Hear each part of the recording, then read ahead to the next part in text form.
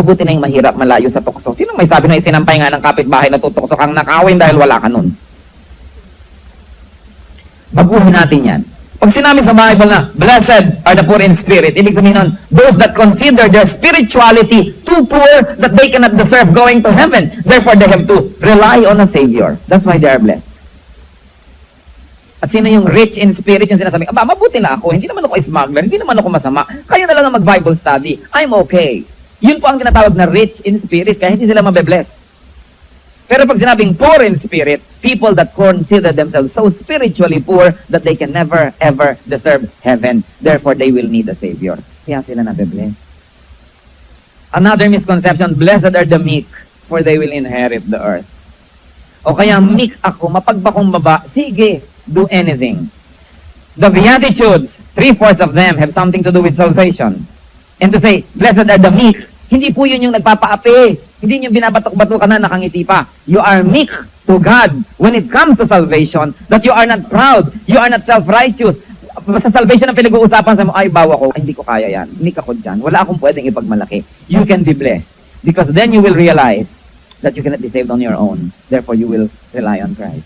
But then, brothers and sisters, Beatitudes is not our lesson. But I only like to emphasize this because so many Christians have been so grossly miseducated on the meaning of the Beatitudes that they have thought that poverty has become a virtue. 1 Peter 2:9-10, but you are a chosen people, a royal priesthood, a holy nation, a people belonging to God, that you may declare the praise of Him who called you out of darkness into His wonderful light. Namnamin ninyo po ang sinasabi nito. Ang mga anak ng Diyos ay mga piniling lipi, mga bughaw na dugo, a royal priesthood, a holy nation, a people belonging to God, and they declare the glory of the Lord. Titingnan mo pa lang ang itsura nila, titingnan mo pa lang ang kinakain nila, titingnan mo pa lang ang buhay nila, napupuri mo na ang Diyos nila. Kaya paano naman mapupuri ang Diyos natin kahit tayo sumusuka ng dugo at wala tayong maibili ng gamot? Paano mapupuri ang Diyos natin kung gumagapang tayo sa hirap at sa lusak? Sabi na iba, ayan ba ginagawa ng Diyos mo sa'yo? You know, brothers and sisters, we have been so grossly miseducated by several schools of thought. Yung schools of thought ng Christianity na sinasabing, you must suffer, you must be poor, you must be this, you must be that. That's a lie. Christians have a royal heritage. We are to be kind, but we are not to be dumb. Be polite, but do not be a doormat. You do not permit yourself to be insulted and debased and trampled upon. Hindi natin pinapayag-payagaan na tayo tapak-tapakan at dusta-dustain at durug-durugin. How do we do that, Christian? Not by being proud, not by fighting back, but by being good at something. Be excellent, be useful. Kapag tayo mahusay kang manahi, mahusay kang mag-ganchilyo, mahusay kang mag-engineer, mahusay kang trabahador, useful ka, kailangan ka ng society. Hindi ka maaaring ganun-ganunin lamang. Ang mga taong walang pakinabang, sila siguro yung kahit na anong gawin sa kanila, they have no choice but to be nice because they are dependent. That's why Christians are not to be dependent. Habang may lakas na nasa ating katawan, nasa ating mga ugat, dapat tayo nagtatrabaho. Kumikita, making wealth. Mana ng mga Kristiyano ang mundo, hindi ng mga hindi mananampalataya. So be good at something. Be excellent. So you will not need to be a clown or a mascot to be accepted. Kapag kayo'y mahusay, hindi nyo kailangang magpakaaba para kayo matanggap. Stop this poverty mentality. Another indicator of poverty mentality is excessive fear of want. Yung takot na takot sa gutom. Takot na takot mawalan. Takot na takot na walang pera. That's poverty mentality. You know why? Because the poor have experienced how it is not to have money, and they're afraid of it. Always worried about not having enough provisions. Meron pong mga batang lansangan, mga street children, na sinagip ng ilang mga institusyon na nag-aalaga sa mga ito, at sila po'y itinira sa mga maayos sa mga tahanan. Alam niyo po ang napansin ng mga nag-aalaga, pag naghahapunan sila, grabing kumain yung mga street children as if there is no tomorrow. Talagang bundak na talaga sila. At hindi lang yan, kinukupit-kupit nila yung mga pagkain, tinatago nila, dinadala nila sa kanilang mga higaan. At nakita ito ng mga nag-aalaga. Sabi, bakit naman gumukuha pa kayo ng mga pagkain? Eh bukas ng umaga, pagising nyo, almusal na. Kasi alam nyo, natatakot sila na bukas ng umaga wala ng pagkain. Sapagkat napakarami ng mga umaga ang dumating sa kanilang buhay na walang pagkain. Wala silang pananampalataya na bukas may pagkain, kaya gumagawa sila ng paraan. But this is poverty mentality. Ano yung tinatawag nating rich mentality? Not having so much, but believing that there will be. Because God provides. Ang mga tao na masyadong natatakot magipit, natatakot mawalan, anong nagiging epekto? Paano natin malalaman na meron pala tayo ng ganong excessive fear of want? Sa pagbibigay, masyado tayong kuripot. When you give to the church, konti lang. Practical. Paano tayo? Ganon. Yung iba nangangailangan, ay hindi pwede, paano tayo bukas? Hayaan mo siya, kanya-kanya talaga yung kayod. In giving to self also, hindi rin mapagbigay dahil laging natatakot na mawalan. Ang people with poverty mentality are never happy until they see something in the cabinet na pangbukas. Walang faith. Hindi nyo kailangan maging mayaman para mawala ang poverty mentality. We only have to have the rich mentality. Rich in the Lord. Believing that the Lord will provide. Yung iba po, dahil sa kanilang poverty mentality, hindi sila nagiging mabait. Hindi sila nagiging palabigay. Sapagkat wala silang ginagawa, kundi i-secure yung bukas. Nagigituloy madamot ngayon. Another essence of poverty mentality, nakikita natin in taking and in receiving. Laging harimunan. Ang mga tao na may poverty mentality, laging naghaharimunan. Laging gustong makalamang. Laging taking advantage. Laging may kupit, may pasobra, may balot. Huwag mong mai-assign sa church party o sa church gathering o sa malaking gathering, huwag mong mai-assign sa kusina at nakakatiyak ka, hindi pa tapos ang handaan, may nakabalot na sa mga bayong-bayong dyan at iuwi na niya yon. That's poverty mentality. This is the mentality of the poor. Laging, naku, baka magkaubusan na, mai-safety na ito. Kaya tuloy, handaan pa, wala nang mailabas, yung pala kung ano-anong balot na yung mga nakatago doon. This is poverty mentality. Laging gusto may pasobra, may balot, may kupit. Laging gusto discount. Christian ka naman, ikaw naman ang nagtitinda sa akin ng insurance ko. Alam ko naman, malaki ang komisyon niyan eh. Discount na lang. Bumibili sa mga tindera, ayaw nang kumita ang kapwa. Sobra naman tawag, gabi na, ibibigay na niya yan. Mabubulok yan eh, ibibigay yan, sige. Tatawaran ng husto. This is poverty mentality. Ako muna bago ikaw, mabuhay ako, mamatay ka, hindi bale, mabuhay lang ako. Makatipid lang ako, di bale, hindi ka na kumita. Mga Kristiyano, tigilan niyo ang kahihingi ng discount sa kapwa Kristiyano. Ha? Kapag kayo'y bumibili sa kapatiran, nagtitinda siya ng tosino, bayaran niyo ng buo. Huwag niyong barat-baratin. Pag bumibili kayo sa kanya ng damit, hayaan niyo siyang tumubo. Let your brothers and sisters be prosperous. And in the process, the church will be prosperous and everybody will be prosperous. Hindi bagay sa mga Kristiyano yung hingi ng discount. Alam mo, kikitain niya, hinihingi mo pa, dugunan niya, iniistro mo. When you want services, you pay in full. When you want something, pay. If you don't want to pay, don't get it. But thou shalt not covet. To want it and not to be willing to pay for it. Poverty mentality, laging humingi ng dagdag. Dagdag naman. Sige pa, konti pa. Ibigay mo na sa akin ang buhay mo. Huwag ka nang kumita. This is poverty mentality. Pag binaligtad po natin yan, sino yung mga merong rich mentality? Well, you may not have a lot, but you pay in full and you have dignity. And you don't ask for excessive discounts. Kung talagang may offer, okay lang, and you have dignity. You know, there is a rule in life. The world gives back to you what you give to the world. Ibinibigay sa inyo ng mundo, ang ibinibigay niya sa mundo, bumabalik lamang. Kaya mga taong ubod ng kuripot, at napakarami na akong tao nakitang saksakan ng kuripot, hanggang namatay naman kuripot, hindi pa rin guminhawa. Mga taong napakahilig manglamang, lagi na lamang nakakaisa ng kapwa, pero nakagapang pa rin sa hirap. Because if you behave like a poor man, you will always be poor.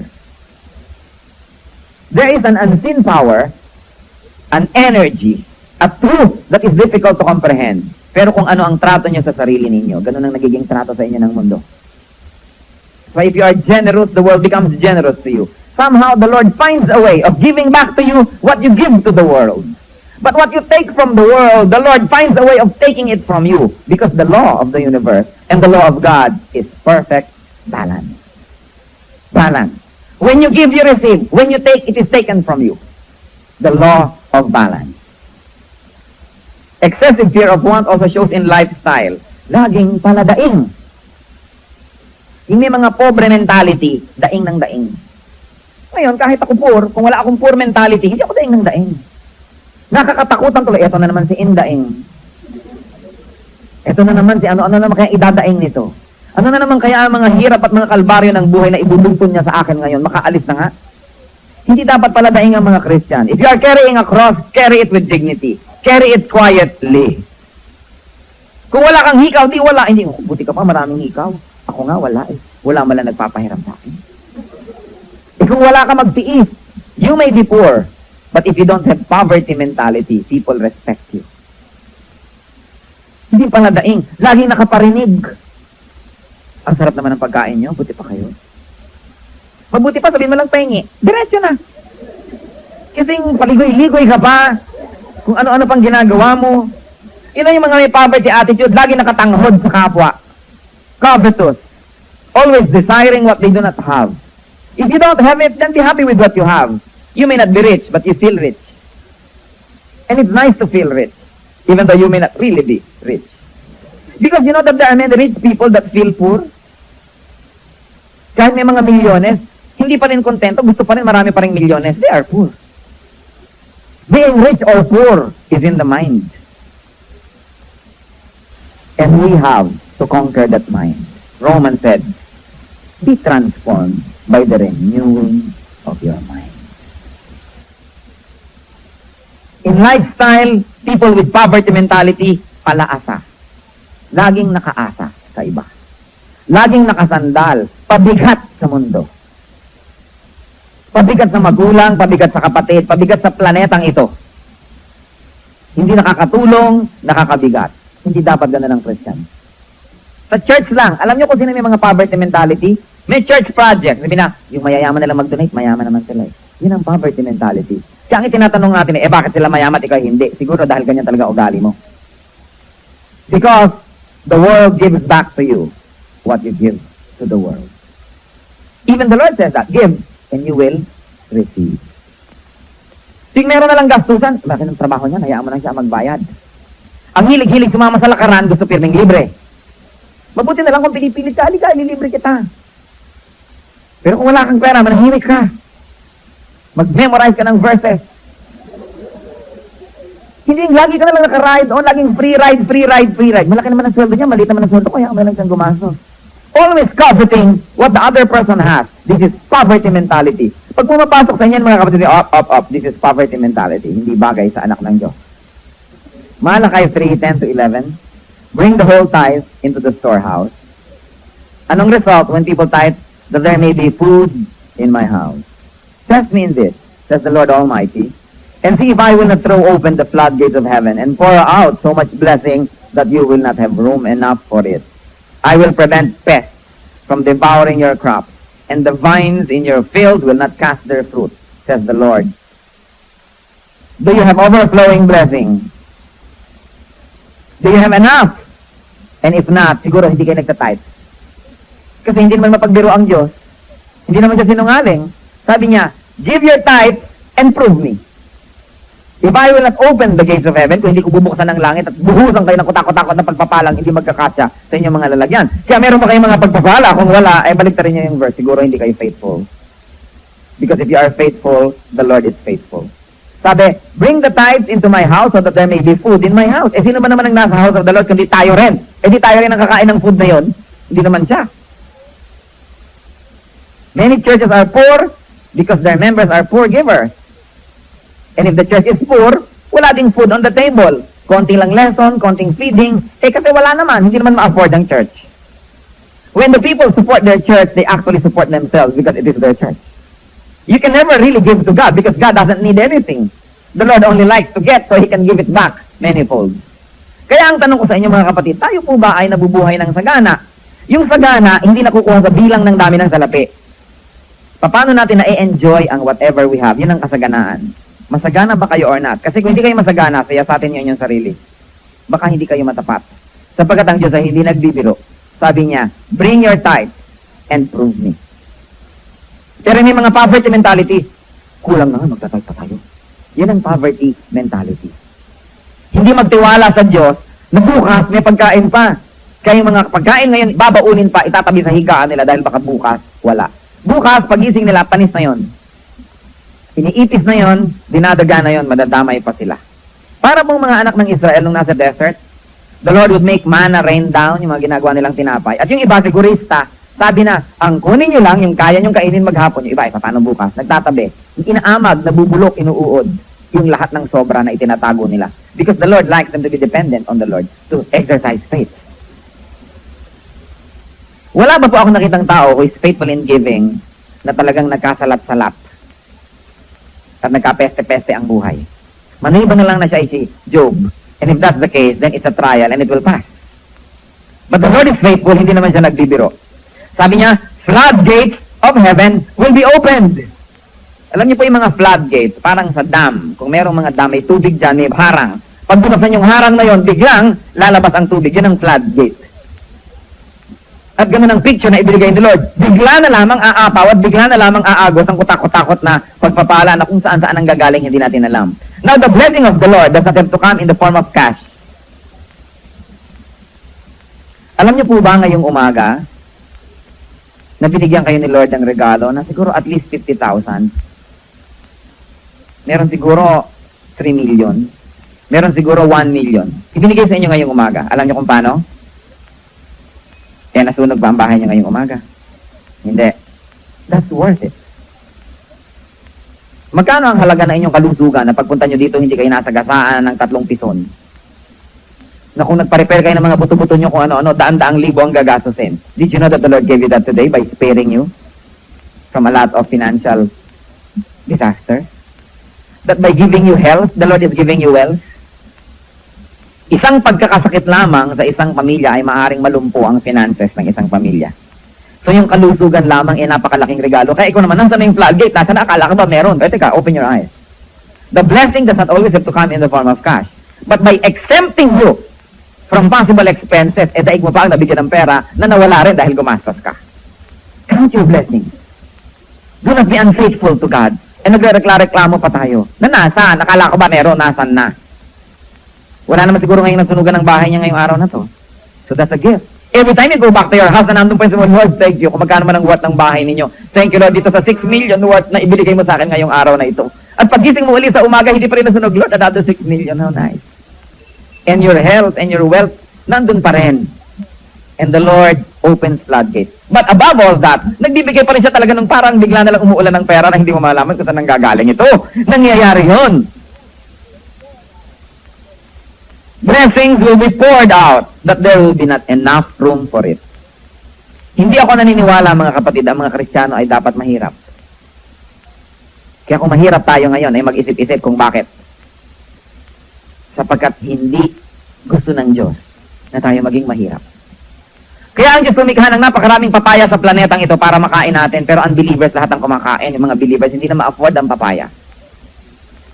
Kaya siya lumikha ng napakaraming magagandang mga beaches para ma-enjoy ng kanyang mga anak. Kung hindi itong mga unbelievers na nag-enjoy ng lahat ng mga beach resort sa mundo. At kung may mga anak man ng Diyos doon, mga waiter. Hindi siya lumikha ng napakagandang mga tanawin para ipagkait sa kanyang mga anak. Pero sinong nakakapunta sa mga ito? Mga unbelievers.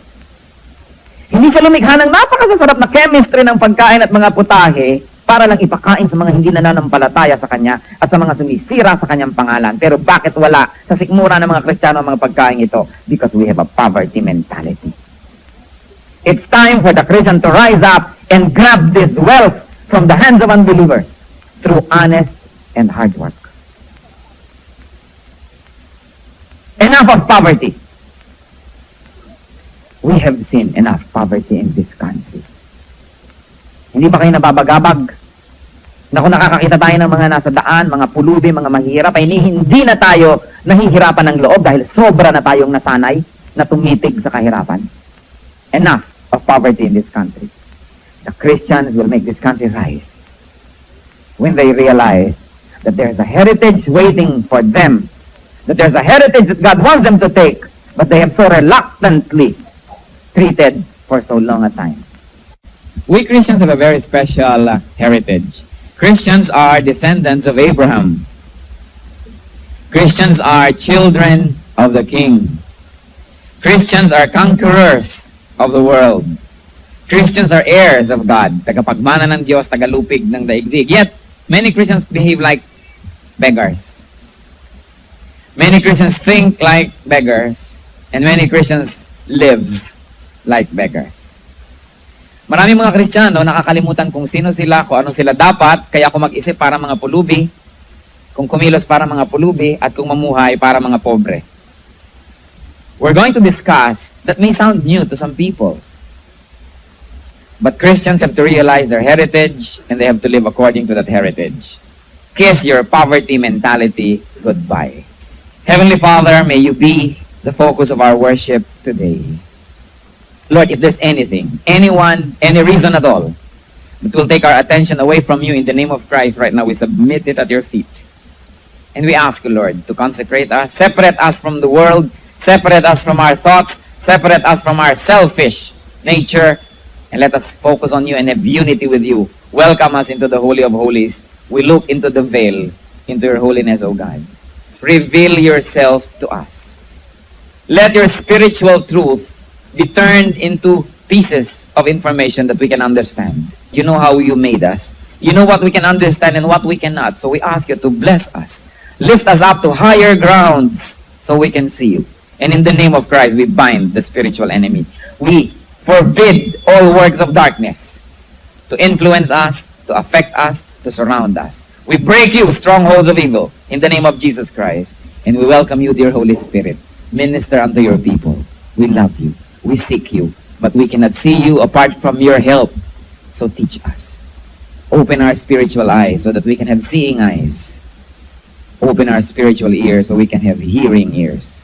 Open our hearts, our minds. And let ourselves be your temple. Lord, speak to your people. You are the true speaker. Bless all of us. Glorify yourself. Accomplish the purpose for which you gathered us today. And in the name of Christ, if there's anyone here that resists your word, we release him or her through the power of the blood of Christ. Let our hearts be fertile grounds for your words, where they will grow and bear fruit. Take delight in your people. Sit on your throne of power. Take over, O God. We seek you in Jesus' mighty name. Amen. Ano po bang ibig sabihin nitong poverty mentality? Mahirap po sigurong i-define ang ibig sabihin ng poverty mentality. Sabihin natin how the poor think. But let's take a glimpse into how this manifests in our lives. Ano po ba ang mga manifestation at mga palatandaan that we are thinking like poor people? Alam niyo po, hindi kapintasan maging mahirap, pero definitely hindi rin karangalan na maging mahirap. We should be set free, if not from material poverty, from poverty mentality. Because we are children of the King. What is the number one sign of poverty mentality? Masasabi natin, meron pala akong mentality ng mga pobre na hindi naman bagay sa akin dahil anak ako ng Diyos na mayaman. Una, excessive fear of rejection. Takot na ma-reject, takot na hindi ma-in, takot na hindi ma-approve, kaya kung ano-ano ang gagawin para lang siya maging katanggap-tanggap. People with poverty mentality volunteer to be inferior so as not to threaten other people. Sila na mismo nagsasabi ko, sige, alilain mo ako, dustain mo ako, gawin mo akong trapo, sige na. Maging katanggap-tanggap lang ako sa'yo. People with poverty mentality accept positions of inferiority though their skill, their talent, or their situation can give them a better position. Tinatanggap nila. People with poverty mentality allow themselves to be trodden underfoot, tapak-tapakan, gawing trapo, all to be accepted and liked. Many people have accepted that they are low, and so they are resigned to a lowly state. Kahit kailan, sila na mismo ang nagvo-volunteer na magpakadusta at magpakahamak. Kaya yun naman mga taong hindi naman sila balak hamakin, nagkakaideya, hinahamak tuloy sila. Dahil sila nang kauna-unahang nagsasabi at nag-a-advertise, hamakin ninyo ako. Alilain mo ako. Abusuhin mo ako. Sige, pagtrabahuhin mo ako ng walang bayad, okay lang. Murahin mo ako. Pagalitan mo ako, okay lang. Is this how the children of the King should behave? There is a great miseducation among Christians. Malaking mental damage sa mga Christians ang misunderstanding of the Beatitudes. Yung sinasabing, blessed are the poor in spirit. Ang pinag-uusapan doon ay poverty in spirit, not poverty materially. Kahit po kailan, hindi naging pagpapala ang kahirapan. Poverty has never been and will not be a blessing. Kasi natin mabuti na yung mahirap tayo, malapit tayo sa Diyos. Mahirap naman kasing maging makadiyos kung ikay mayaman. Lalo po sigurong mahirap maging makadiyos kung tayo mahirap at walang makain. People steal, people go into prostitution, people do all kinds of sinful things because they are poor. Pakonsuelo do bobo ng mga kapwa ko mahirap na sabihin, mabuti na yung mahirap malayo sa tukso. Sino may sabi na isinampay nga ng kapitbahay na tutukso kang nakawin dahil wala ka nun? Baguhin natin yan. Pag sinabi sa Bible na, blessed are the poor in spirit, ibig sabihin nun, those that consider their spirituality too poor that they cannot deserve going to heaven. Therefore, they have to rely on a Savior. That's why they are blessed. At sino yung rich in spirit, yung sinasabi, mabuti na ako, hindi naman ako smuggler, hindi naman ako masama, kayo na lang ang mag-Bible study, I'm okay. Yun po ang tinatawag na rich in spirit, kaya hindi sila mabe-bless. Pero pag sinabing poor in spirit, people that consider themselves so spiritually poor that they can never, ever deserve heaven. Therefore, they will need a Savior. Kaya sila nabe-bless. Another misconception, blessed are the meek, for they will inherit the earth. O kaya, meek ako, mapagpakumbaba, sige, do anything. The Beatitudes, 3/4 of them have something to do with salvation. And to say, blessed are the meek, hindi po yun yung nagpapaapi. Hindi yung binabatok-bato ka na nakangiti pa. You are meek to God when it comes to salvation, that you are not proud, you are not self-righteous. Basta salvation ang pinag-uusapan sa mo, ay bawa ko, ay, hindi ko kaya yan, hindi ka ko dyan, wala akong pwedeng ipagmalaki. You can be blessed. Because then you will realize that you cannot be saved on your own. Therefore, you will rely on Christ. But then, brothers and sisters, Beatitudes is not our lesson. But I only like to emphasize this because so many Christians have been so grossly miseducated on the meaning of the Beatitudes that they have thought that poverty has become a virtue. 1 Peter 2:9-10, but you are a chosen people, a royal priesthood, a holy nation, a people belonging to God, that you may declare the praise of Him who called you out of darkness into His wonderful light. Namnamin niyo po ang sinasabi nito. Ang mga anak ng Diyos ay mga piniling lipi, mga bughaw na dugo, a royal priesthood, a holy nation, a people belonging to God, and they declare the glory of the Lord. Titingnan mo pa lang ang itsura nila, titingnan mo pa lang ang kinakain nila, titingnan mo pa lang ang buhay nila, napupuri mo na ang Diyos nila. E paano naman mapupuri ang Diyos natin kahit tayo sumusuka ng dugo at wala tayong maibili ng gamot? Paano mapupuri ang Diyos natin kung gumagabang tayo sa hirap at sa lusak? Sabihin na iba, ayan ba ginagawa ng Diyos mo sa'yo? You know, brothers and sisters, we have been so grossly miseducated by several schools of thought. Yung schools of thought ng Christianity na sinasabing, you must suffer, you must be poor, you must be this, you must be that. That's a lie. Christians have a royal heritage. We are to be kind, but we are not to be dumb. Be polite, but do not be a doormat. You do not permit yourself to be insulted and debased and trampled upon. Hindi natin pinapayag-payagan na tayo tapak-tapakan at dusta-dustain at durug-durugin. How do we do that, Christian? Not by being proud, not by fighting back, but by being good at something. Be excellent, be useful.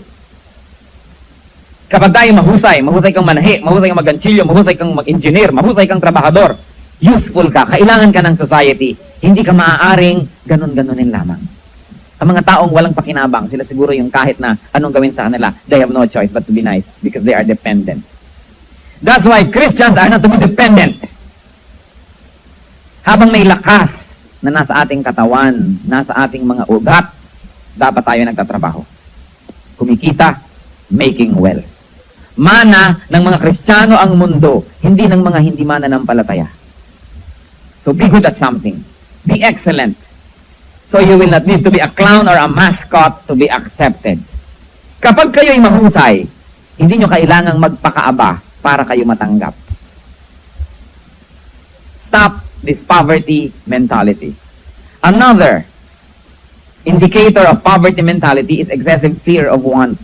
Yung takot na takot sa gutom. Takot na takot mawalan. Takot na walang pera. That's poverty mentality. You know why? Because the poor have experienced how it is not to have money, and they're afraid of it. Always worried about not having enough provisions. Meron pong mga batang lansangan, mga street children na sinagip ng ilang mga institusyon na nag-aalaga sa mga ito, at sila po'y itinira sa mga maayos sa mga tahanan. Alam niyo po ang napansin ng mga nag-aalaga, pag naghahapunan sila, grabing kumain yung mga street children as if there is no tomorrow. Talagang bundak na talaga sila, at hindi lang yan, kinukupit-kupit nila yung mga pagkain, tinatago nila, dinadala nila sa kanilang mga higaan. At nakita ito ng mga nag-aalaga. Sabi, bakit naman kumukuha pa kayo ng mga pagkain? Bukas ng umaga, pagising nyo, almusal na. Kasi alam nyo, natatakot sila na bukas ng umaga, wala ng pagkain. Sapagkat napakarami ng mga umaga ang dumating sa kanilang buhay na walang pagkain. Wala silang pananampalataya na bukas may pagkain. Kaya gumagawa sila ng paraan. But this is poverty mentality.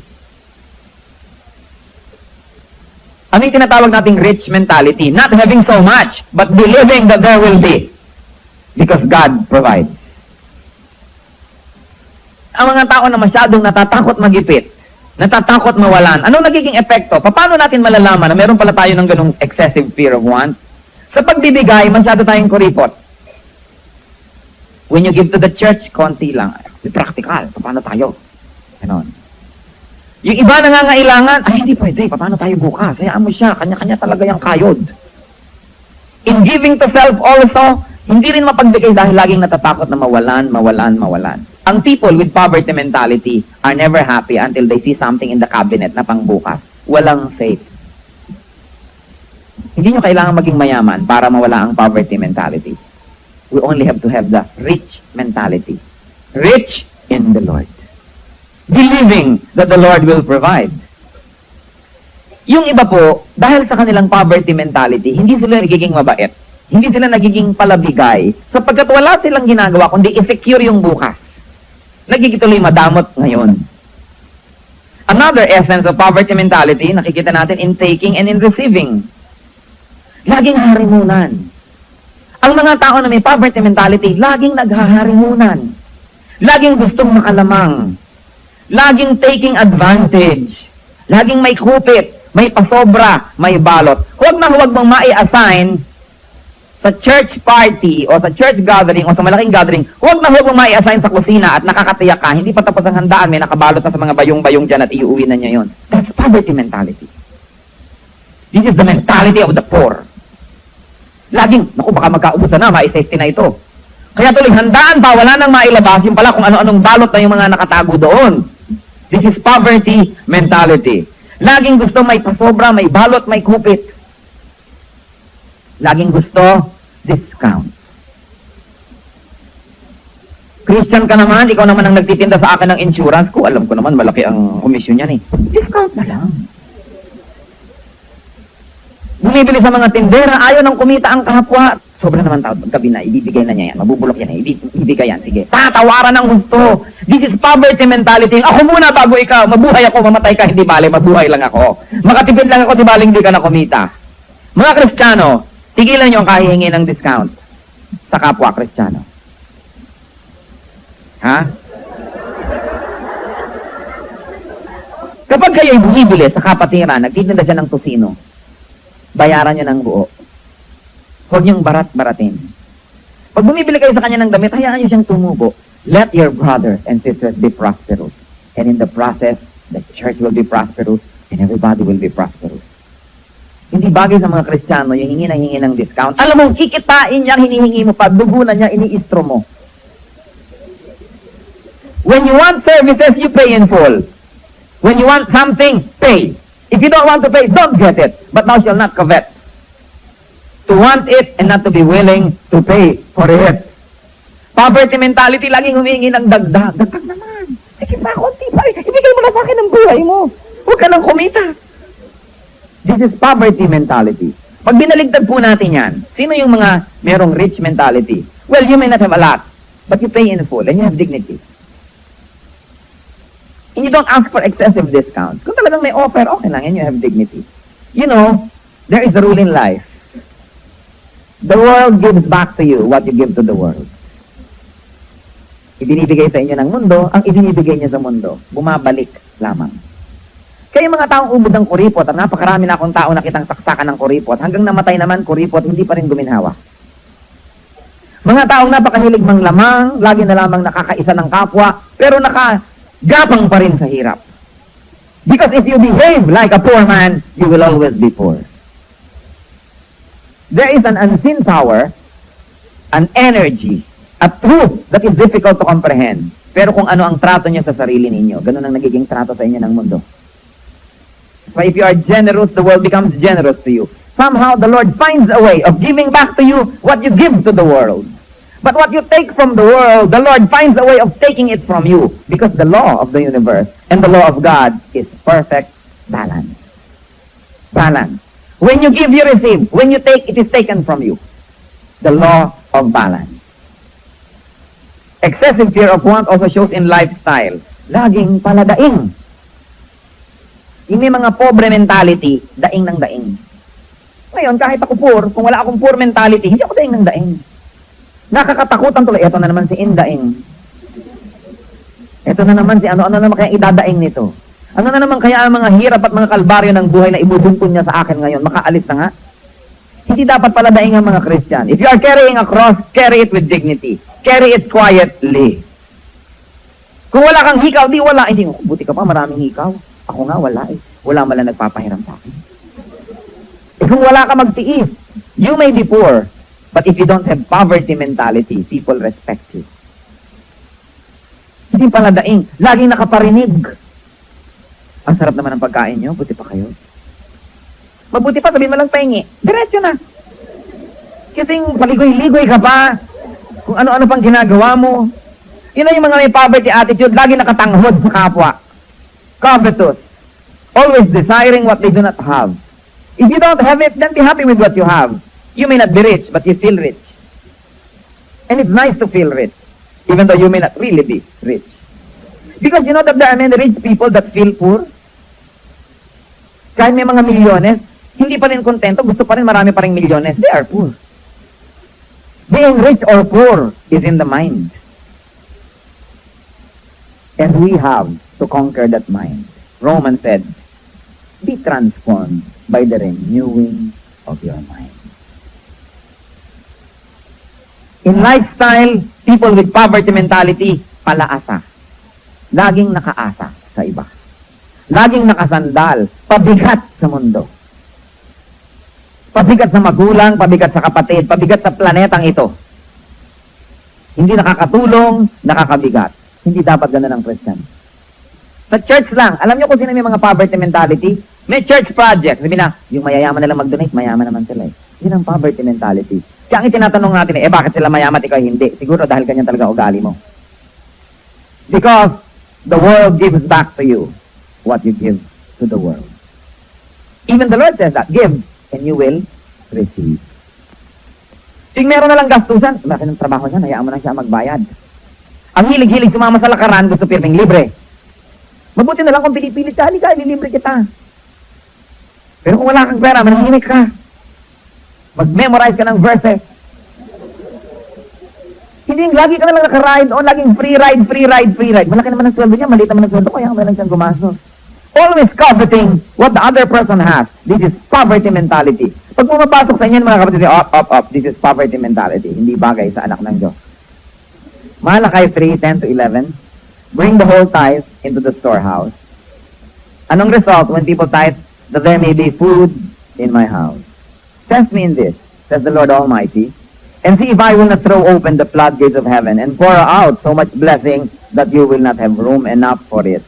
I will prevent pests from devouring your crops, and the vines in your field will not cast their fruit, says the Lord. Do you have overflowing blessing? Do you have enough? And if not, siguro hindi kayo nagtatithe. Kasi hindi naman mapagbiro ang Diyos. Hindi naman siya sinungaling. Sabi niya, give your tithe and prove me. If I will not open the gates of heaven, kung hindi ko bubuksan ng langit at buhusan kayo ng kutakot-takot na pagpapalang, hindi magkakasya sa inyong mga lalagyan. Kaya meron ba kayong mga pagpapala? Kung wala, ay baligtarin niyo yung verse. Siguro hindi kayo faithful. Because if you are faithful, the Lord is faithful. Sabi, bring the tithes into my house so that there may be food in my house. Eh, sino ba naman ang nasa house of the Lord kundi tayo rin? Eh, di tayo rin ang kakain ng food na yon? Hindi naman siya. Many churches are poor because their members are poor givers. And if the church is poor, wala ding food on the table. Konti lang lesson, konting feeding. Eh, kasi wala naman. Hindi naman ma-afford ng church. When the people support their church, they actually support themselves because it is their church. You can never really give to God because God doesn't need anything. The Lord only likes to get so He can give it back manifold. Kaya ang tanong ko sa inyo mga kapatid, tayo po ba ay nabubuhay ng sagana? Yung sagana, hindi nakukuha sa bilang ng dami ng salapi. Paano natin na-enjoy ang whatever we have? Yun ang kasaganaan. Masagana ba kayo or not? Kasi kung hindi kayo masagana, saya sa atin yun yung sarili. Baka hindi kayo matapat. Sapagkat ang Diyos ay hindi nagbibiro. Sabi niya, bring your tithe and prove me. Pero may mga poverty mentality, kulang na nga, magtatagpa tayo. Yan ang poverty mentality. Hindi magtiwala sa Diyos na bukas may pagkain pa. Kaya yung mga pagkain ngayon, babaunin pa, itatabi sa higaan nila dahil baka bukas, wala. Bukas, pagising nila, panis na yon. Iniipis na yon, dinadaga na yon, madadamay pa sila. Para pong mga anak ng Israel nung nasa desert, the Lord would make manna rain down, yung mga ginagawa nilang tinapay. At yung iba, sigurista, sabi na, ang kunin nyo lang, yung kaya nyong kainin maghapon, yung iba, paano bukas? Nagtatabi. Inaamag, nabubulok, inuuod, yung lahat ng sobra na itinatago nila. Because the Lord likes them to be dependent on the Lord, to exercise faith. Wala ba po ako nakitang tao who is faithful in giving na talagang nagkasalat-salat at nagkapeste-peste ang buhay?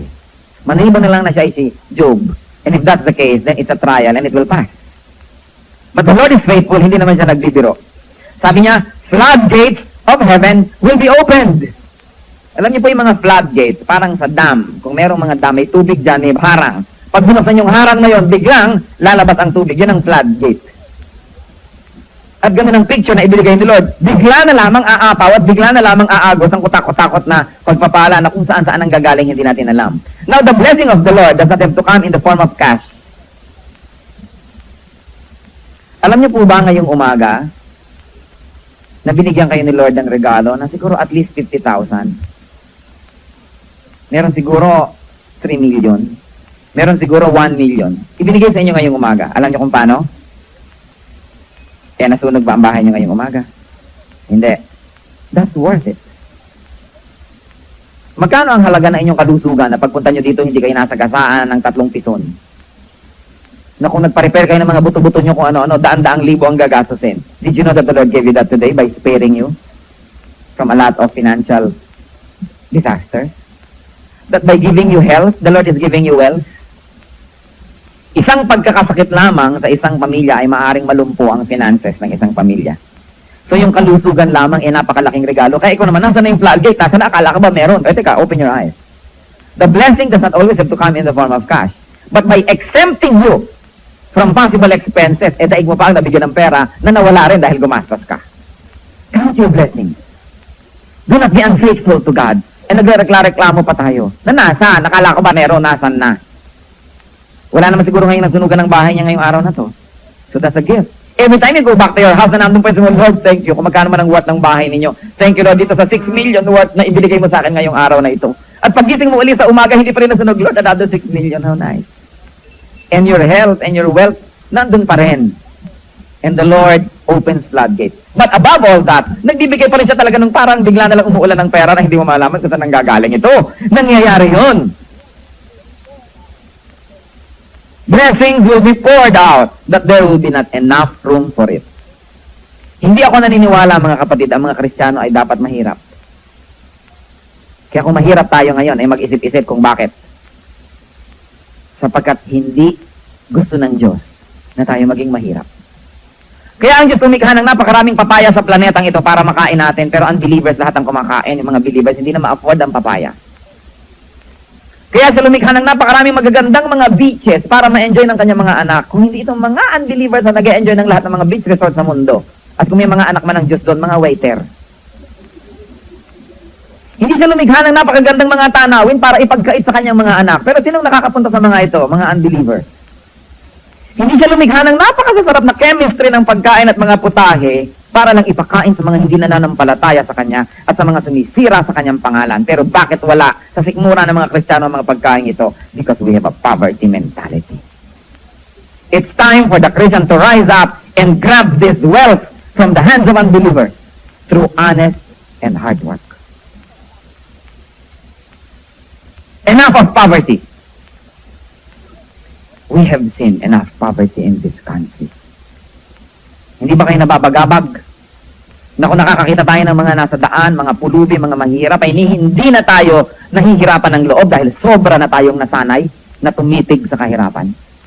Enough of poverty in this country. The Christians will make this country rise when they realize that there's a heritage waiting for them, that there's a heritage that God wants them to take, but they have so reluctantly treated for so long a time.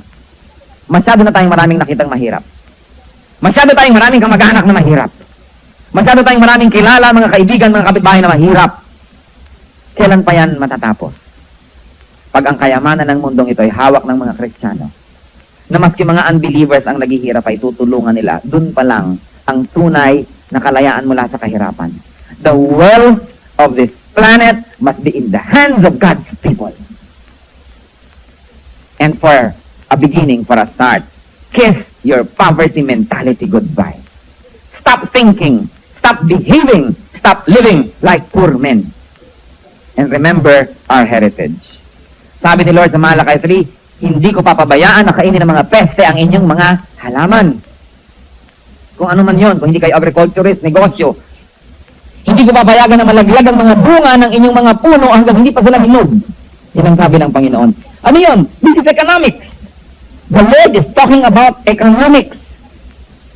I will make you prosperous. I will make you rich. I will make you wealthy. How many of you will blush kung saan mayaman? Christians must be rich. Because we have a rich fact. But Christians, you must be righteously rich, not filthy rich. Fear of want kills generosity and kindness. Kapag ang tao laging sigurista, takot na takot mahirapan, hindi siya nagiging mabait. Wala siyang ginawa kundi magsubi ng magsubi, kumbaga sa sungka. But of course, you don't know sungka kasi you play computers. Wala na silang ginawa kundi magtabi. Kumahig ng kumahig. Hindi na tayo nagiging mapagbigay. Samantalang sabi ni Lord, give. Ano po ang sabi ng Lord's Prayer, Matthew 6:11? Give us this day our daily bread. When the Lord gives you bread that is more than your need for the day, the Lord wants you to give it away to someone. Hindi para itago. Kasi tomorrow's need will receive tomorrow's grace. Ang pangangailangan bukas ay tatanggap ng pagpapala na para bukas. Kaya kung ang pagpapala natin ngayong araw na ito ay sobra-sobra sa pangangailangan sa araw na ito, meron tayong mission na dapat gawin. You know, many people are so selfish.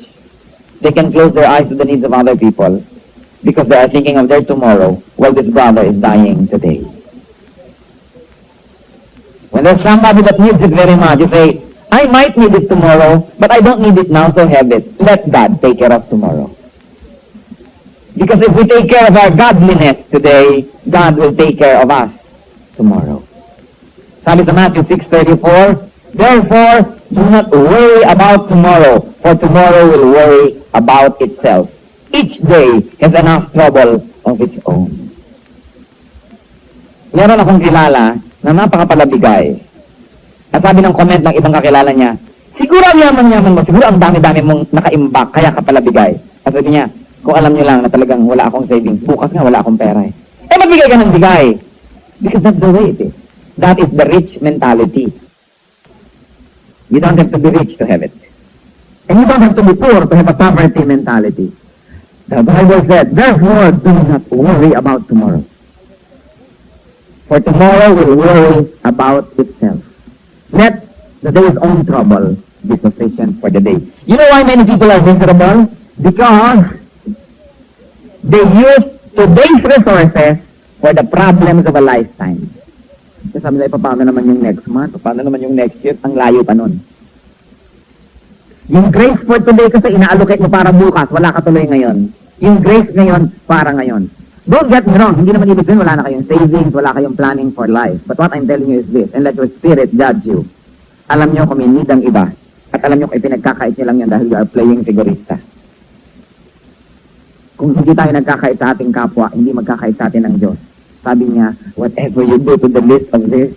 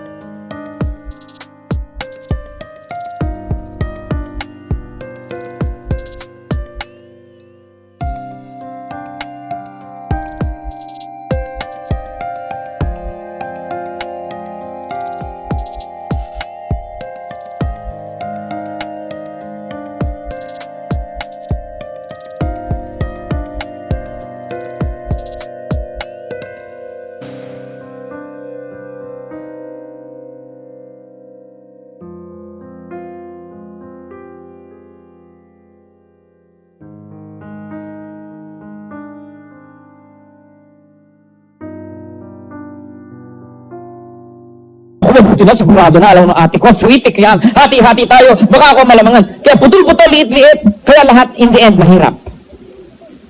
Look at the big families of this country. Tingnan ninyo ang mga Sobel, ang mga Ayala, ang mga Lopez, ang mga Madrigal, ang mga Banzon, ang mga Luzuriaga. Tingnan ninyo ang mga pamilya whose names drip with money. Big ang mentality. Imbes sa tingin ng kayamanan, pag magpapakasal nga, hahanap pa ng mayaman din. Para pag nagsama sila, mas lumaki ang kanilang kayamanan. Eh kung gano'n na nga ang ginawa nyo, may pag-ibig pa, ano pang hahanapin nyo sa buhay? Pero hindi yung mga may smallness mentality. Ay, galing maliit, basta ako na lang nagmamanage.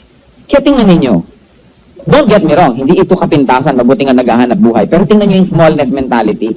O magtitinda ka ng sampagita, 10 tuhog maghapon, kahit maibenta mo lahat yan, at kahit araw-araw magtinda ka, hindi ka makakataka sa kahirapan. Magtitinda ng konti, bila-bila o konting mga saging-saging, konting mga kamakamatis, tayang-tang ka na sa init ng araw, nagkatuyo-tuyo na ang iyong balat, nalanghap mo na lahat ng carbon monoxide sa kalye, ang tinubo mo sa 5 pirasong kalamansi, lugi ka pa pag nagpagamot ka. Smallness mentality. Ang ating mga kababayan ay masisipag. Inihahampas ang katawan sa trabaho. Pero walang imahinasyon, kaya mahihirap pa rin. You don't always have to work hard, but you have to work smart. Gamitin ang utak. Kasi sasabihin mo sa sarili ko, o sige, pag ginawa ko itong hanap buhay na to, may pag-asa ba akong makaahon sa hirap? Wala. So therefore, hindi ito dapat ang gawin ko. O kaya hahanap ako ng mga kapwa ko mahirap, magpupunta kami together ng something so that we can all rise above our poverty. Pero yan ang ginagawa ng ating sine, ng telebisyon, ng radyo, ng mga magazine. Pinapayagan nila ang mga tao na laging maging mahirap at pinapayagan na lang nila na mabuhay sa mga ilusyon.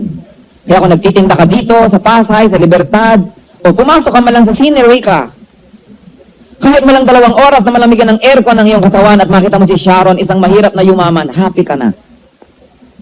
Ang bayan na ito, napakatagal. Ang national bird, Maya. Maya. Tatalon-talon, tutuka-tuka, binabato-bato, Maya. Mabuti na lamang, 2 years ago, pinalitan ng presidente, ngayon, agila na. And you will rise up with wings like eagles. Nakita niyo ang mga simbolo ng ibang bansa, puro agila. Kaya nga tayo, ang bayang ito, nasa mga kuko ng agila. Kasi ikay Maya, tutalon-talon, kakanta-kanta. At ganyan tayong bayan na ito. Nahihirapan, kumanta-kanta. Sumayaw-sayaw. Nakita sa TV, sayaw-sayaw, kanta-kanta. 2 oras na ang lumipas. Linggo-linggo, ganun, sayaw-sayaw, kanta-kanta. Kaya tayo ang taga-sayaw at taga-kanta ng buong daigdig. Ang Pilipina, kung hindi siya katulong, siya ay manganganta o siya ay prostitute. Yan ang pagkakilala sa buong daigdig sa Pilipina ngayon. Because we have allowed this poverty mentality na pumasok sa ating utak. Marami po akong nakita mga eksena sa ibang bansa. Mga Pilipinong pinagmamalupitan, tinatrato ng mababa, at sasabihin, pasensya ka na, talagang ganyan, Pilipino lang tayo. Ano? Ganyan ngayon, tatanggapin na natin, dahil Pilipino tayo, alila tayo ng daigdig. As long as you don't change this poverty mentality, hindi magkakaroon ng progreso. Eh, kanino dapat mag-umpisa yan sa ating mga Kristiyano? Because we are the light of the world.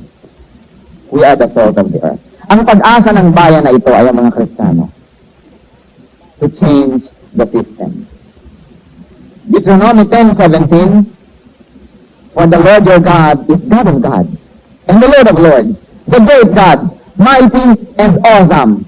Alam nga naman ang mga anak niya, hindi. John 14:12, I tell you the truth. Anyone who has faith in me will do what I've been doing. He will do even greater things than this. In the ministry, in our private life, the Lord expects greatness because He has given us all the capacity, all the power to be great. If Christians are to conquer the world, to win the lost, to inherit the earth, they should first leave their poverty mentality and begin to do great things. Sa ating mga Kristiyano, ano pa po ang manifestation ng poverty mentality? Setting very low standards. Church naman yan, pwede na yan, ganyan-ganyan na lang. Very low standards for the ministry. Dahil meron tayong wrong concept na pag-ministry dapat simple. Sino sabi nun? Nang ipinagawa ng Israel ang templo, they made a very fabulous temple for the Lord.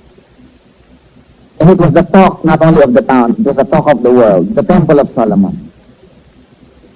Hindi lang sila gumamit ng mga chippy-chippy materials. They had to get cedars from Lebanon. They had to quarry to get the finest stones. And they built it. At pati mga sulfe, mga tahe, mga buhol na sa Bible. Basahin niyo kung paano gagawin ng mga kurtina, paano gagawin ng mga tali, paano gagawin ng sanctuary and everything. Sino may sabi sa inyo na ang God natin ay chippy-chippy? Kaya pala pag gumagawa tayo ng ating mga fellowship centers, sa mga churches, walang katesti-testimony sa mundo that our God is great. Nakita niyo ang mga kulto, alam niyo na yun. Pag nagpagawa sila ng mga templo nila, kay lalaki at kay bibilis matapos. Kasi wala silang poverty mentality. They give, they really give. Alam niyo, ang merong poverty mentality dito sa bansang ito, ang mga Kristiyano, evangelical Christians. Pagka hindi pa binigyan ng Amerikano ng dollar, hindi makapagpagawa ng church. Pagka hindi pa binigyan ng Koreano ng pera, hindi makapagpagawa ng prayer mountain or something or this or that. Laging nakaasa. Kasi sila, kasi mahirap naman tayong Pilipino. Hindi yan totoo. Tingnan niyo, ang number 1 na religion sa bansang ito, mahirap ba? Hindi. Naglalakihan ang kanilang mga templo at lahat ng kanilang mga trabahador, kay lalaki, kay babae, pero mga naka-aircon, mga naka-high ace at kaya sarap ng mga kinakain kahit Biyernes Santo. Hindi sila nag-behave like poor people. Tingnan niyo yung kulto na number 1 local cult dito. Ang dami-dami nilang pera. Hindi totoo na walang pera ang bayan na ito. The Archdiocese of Manila sends so much money to Rome every year that it is the richest archdiocese in the world. Hindi totoo. Pero bakit ganun ang mga Kristiyano? Kuripot. Something is wrong. Something is very wrong with the way we think. And with the way we behave. And with the way we support the church. Sa atin, pastor naman yan, di mahirapan, talagang ganun. Nag-pastor siya. This is poverty mentality. Nag-full-time board siya ng mission, di magutom, talagang ganyan ang buhay. It's part of it. Si Kristo nga, walang bahay. Wrong mentality. That's why we are not able to attract bright men and women to the ministry. Because what do? We starve them to death. All that young people have to see are pastors and full-time workers and missionaries, and they'll say, ayoko maging ganyan. Because we don't support them well. Kapag nakita mo na ang asawa ng pastor na medyo maganda ang damit, sabi mo, tight yata namin yan, yung suot niya. O something. Poverty mentality. Ayaw mo nang makita yung mga spiritual leader na masarap-sarap ang kinakain. Gusto mo magdusa. This is poverty mentality. And as long as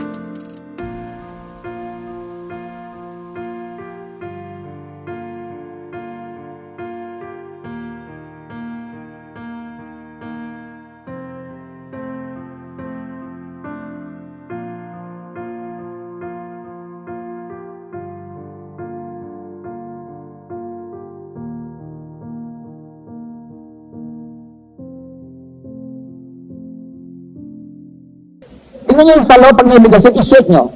Ganun nyo, uuho yung bigas, uuho, malalagyan nyo pa.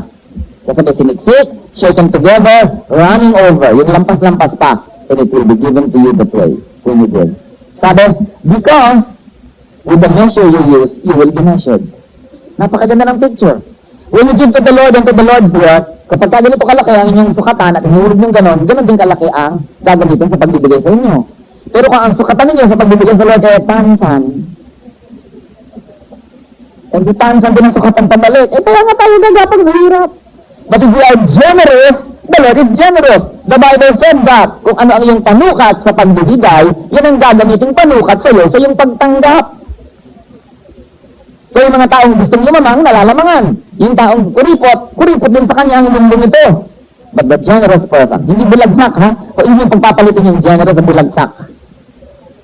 But a generous person will receive generosity from the Lord. What are the results of breaking through our poverty mentality? Number one, a whole new world. A whole new perspective. Romans 12:2, do not conform any longer to the pattern of this world, but be transformed by the renewing of your mind. Then you will be able to test and approve what God's will is. His good, pleasing, and perfect will. Another result of breaking through mentality, poverty mentality, you are going to set up your foundation for prosperity. Naaayos yung pundasyon na pagpapatungan ng pagiging maluwag, ng pagiging mayaman. Psalm 1:3, a person thou who delights in the Lord is like a tree planted by streams of water, which yields its fruit in its season, and whose leaf does not wither. Whatever he does, he prospers. Ang prosperity at spirituality ay magkakambal. Kung yung sabihin na poverty and spirituality ay magkakambal, walang ganong verse. Fantasy yan ng maraming Kristiyano for so long. In whatever he does, he prospers. Does God want you to be rich? Yes. Psalm 36:7-8. How priceless is your love. Both high and low among men find refuge in the shadow of your wings. They feast on the abundance of your house. You give them drink from your river of delight. God's people don't only eat, they feast on the abundance of God's house. And another result of breaking through this mentality is actual prosperity. Una in the mind, then you set the foundation, then actual prosperity. Jeremiah 29:11, I know the plans I have for you, declares the Lord. Plan to prosper you and not to harm you. Plans to give you hope and a future. Kapag naghirap ka sa kalooban siguro ng Diyos, hoy, basahin mo ang Jeremiah 29:11. Ang kalooban ng Diyos is that we will be prosperous. Kung tayo naghihirap dahil chastisement, yun ang naging kalooban para tayo ma-chastise. But once you have learned the lesson, magiging ka na ulit prosperous. Hindi kailanman sukat ng kabanalan ng pagiging dukha. So we should ask ourselves. And then of course, a great result of breaking through the poverty mentality, once we have really become prosperous, is to rule the world. Di ba yung golden rule you have heard? Oh, you have heard this. Who has the gold rules? Totoo or not? You want to rule the world, you want to influence the world, you want to evangelize the world, be rich. And then you will be able to set that influence. Sabi na lang ni Lord, go and be my witnesses in Jerusalem, in Judea, in Samaria, and to the ends of the earth. How can you go to Judea, to Samaria, to the ends of the earth kung wala kang pamasahe, missionary? Sabi ni Lord, disciple all nations. How can you disciple kung wala kang fund? Help the poor, give to the needy. How can you help kung ikaw mismo ay wala? When the Lord tells you to help, He expects you to have more than what you need so you can help. So does the Lord expect you to be prosperous? Yes. Because if you're not prosperous, you cannot help. Does the Lord want us to be rich? Yes. So how un-Christian? But this is what the Bible tells us. Break free from poverty mentality. You are rich. You are the child of the King. Take your rightful place. Enough of poverty. Hindi pa ba kayo sawa sa hirap? Hindi pa ba kayo sawa sa nakikita nating hirap? Walang mga anghel na bababa sa langit para tayo itayo mula sa hirap. Dapat natin gawin yan by God's grace and our labor. Make wealth. But before that, change your mind. Get rid of your poverty mentality. Think rich because you are. Our Heavenly Father, salamat po sa pakikipag-usap niyo sa amin. Salamat, Panginoon, na bagamat kayo ang ruler of the entire creation, you think of our welfare and you want us to be prosperous. Panginoon, kung meron po kami nga misguided mentality and misguided forms of spirituality, equating godliness with poverty, forgive us, Lord. Kung meron po sa amin na naging tamad at walang silbi ng matagal na panahon, patawarin niyo po kami for wasting your resources. And give us now, O Lord, that capacity to be productive. Kung meron sa amin itong palaasa, laging nagnanasa, subalit laging iniaasa sa iba, turuan mo kami, Panginoon, tumindig sa mga paang ibinigay mo sa amin.